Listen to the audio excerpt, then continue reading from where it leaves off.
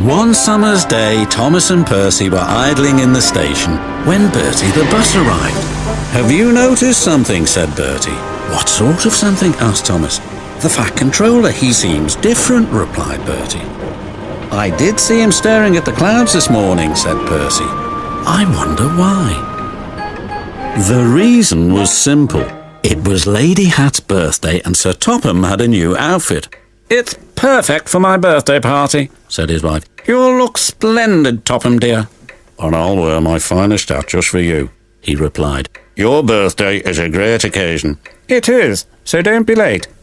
"Don't worry, my dear. I shall be spick and span and right on time."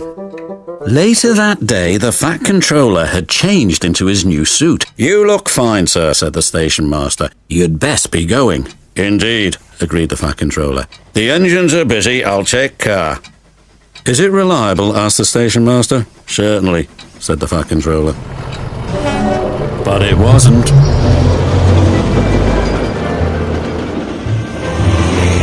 As he sped along, he suddenly saw a large hole in the road. He braked hard, but it was too late. "Bother! Now I've got a puncture. If I change my wheel, I'm sure to dirty my suit, and that would never do." Just then, he heard Caroline. "I have to attend my wife's birthday party, and I cannot be late. Please give me a lift." "I'll try, sir." But Caroline didn't like going fast. "I'm hot. My engine will overheat." And it did. "Told you so," said Caroline sadly. "Bother, bother." Then he heard a loud whistle. It was George the steamroller. George was cross when he saw Caroline. "Call yourself a car, you're a disgrace to the road. Find yourself a scrapyard." Caroline spluttered in fury. George's driver was more polite. "Can I be of assistance, sir?" "Only if you can get me to my wife's birthday party," sighed the Fat Controller. "We can take you to Thomas," replied the driver. "He's just down the line." "Much obliged." And they rumbled away. "What about me?" wailed Caroline. "I'll send for help," called the Fat Controller. "Stay there." "That's all I can do."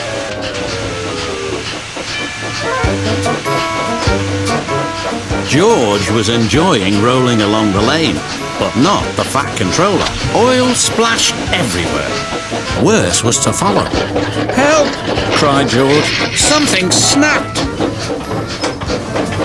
He veered out of control and the Fat Controller landed in a muddy ditch close to where Thomas was taking on water. Bother, bother! Thomas had never seen the Fat Controller in such a mess. "Can I help you, sir?" asked Thomas's driver. "Yes, please. Get me to the station as fast as you can." "I'm afraid our fireman's been taken ill." "Then I'll be your fireman," sighed the Fat Controller. Thomas was excited.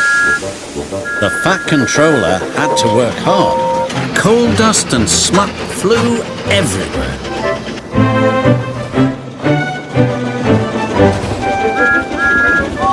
And at last they reached the station.